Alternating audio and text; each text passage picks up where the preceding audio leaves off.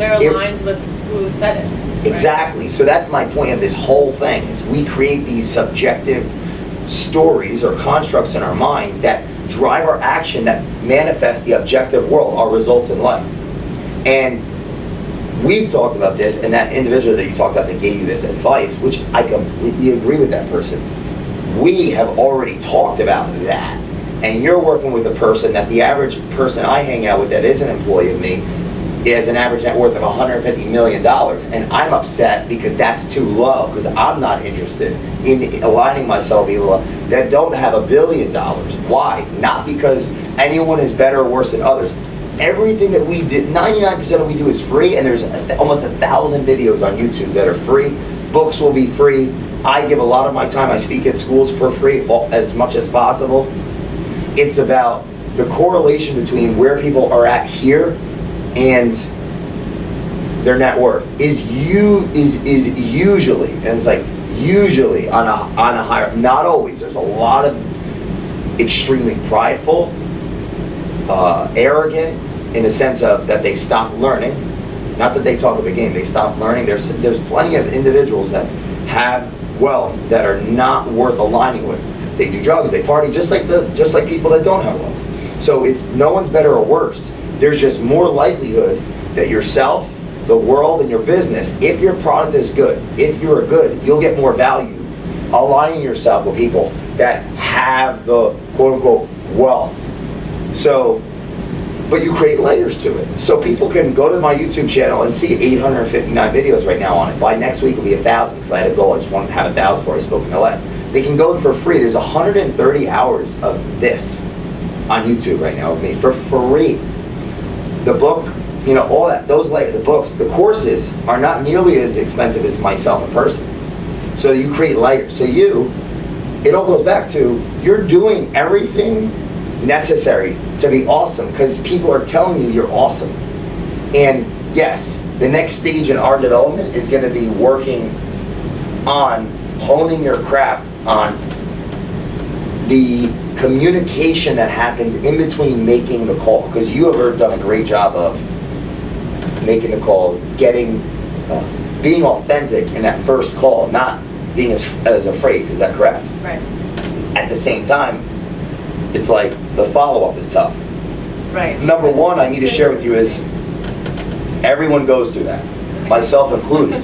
Even if we're really good because we're authentic, right, it's never going to go perfect. And anyone that tries to sell you the dream of the 6 months, 6 months to a perfect schedule is selling you the course, the dream. It's never going to go perfect.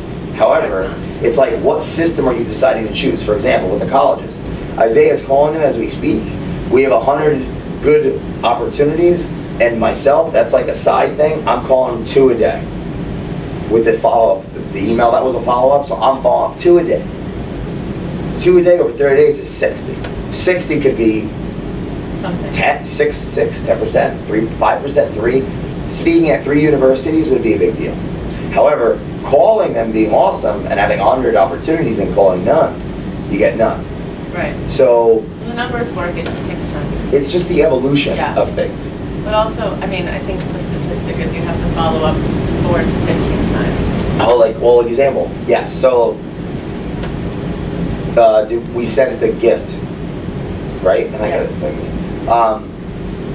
I called that office, that $100 million commercial company, 7 times. I called them after I had an introduction to the CEO through Facebook. Yeah. I'm speaking with this person next week. It still took 7 calls to the front desk, and they are lovely because I'm lovely and they're lovely, and we had a lovely company, but it took 7. Yeah. So yes, it does take that. It does. So we actually sat down, we created that plan of how to do it. Right. All you have to do is stick with it. And remember that when you're on a workout regimen, when you're going to the gym and you have the diet there, and you have the workout there, and you have the trainer there, nothing needs to happen other than you doing it. But your brain, not because you're bad or good, we all do this, unless it realizes, and that's what it takes, conversations like this, what you're doing on autopilot, because your autopilot is why you're not where you want to be, because you're not who you need to be. Your autopilot is why you're not where you need to be, because you are not who you need to be. So the who you are evolving into, unfortunately, isn't going to happen in a day. It's not going to happen in a day. And everyone in the whole world, even if they don't know what the hell they're talking about, and I believe that person did, and they gave great advice, well, guess who told you that already? Even if they know what the hell they're talking about, that's great, because other people won't. And I think I just put a video up yesterday on Father's Day about the blind leading the blind. Many people have been in years for years and years and years and years and years. And they had their head down, and they took massive action, and they won. And they're the ones getting asked advice, when that's not their job. Their job is not to give advice, because they had their head down and they won. They don't know how the hell they did it. But their brain, our brains are meant to try to figure out, well, how did we do it? Oh, I think it was this. Let me tell this person. And then the person's going to be open to it because the person is really lost and they see the face value where they are. Very few humans on the planet are meant to think in the sense of